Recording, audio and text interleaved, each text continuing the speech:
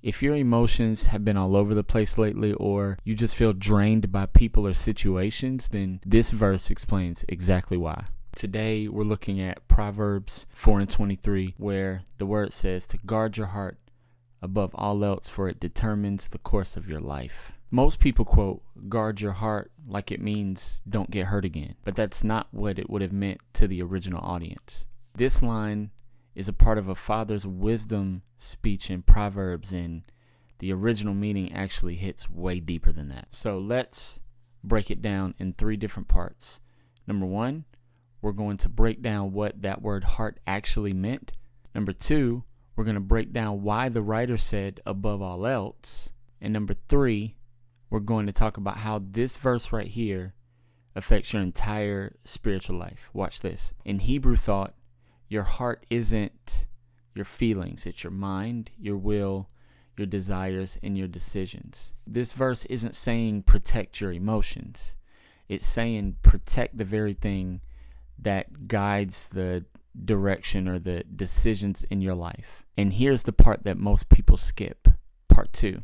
When Proverbs says above all else, it means that this is the first line of defense in your spiritual life. Before habits, before discipline, before behavior, your heart gets hit first. But here is even when it gets just a little heavier. Part 3. It says in there, it determines the course of your life. Another translation says that everything flows from it.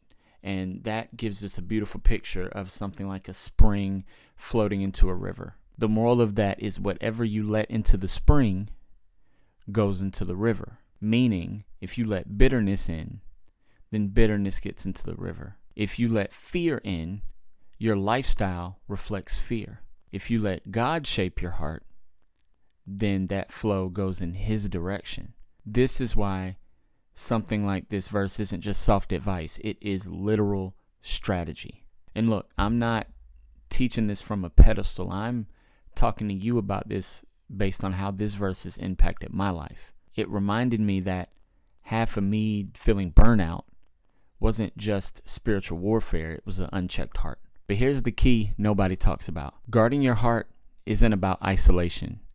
It's about being intentional with what influences your heart. You guard your heart by choosing what has access to your mind, your will, your desires, and your decisions. If you want more verses explained in context like this one, follow the page, subscribe. If you have a verse that you want me to break down next, just put it in the comments, and also share your thoughts in the comments as well.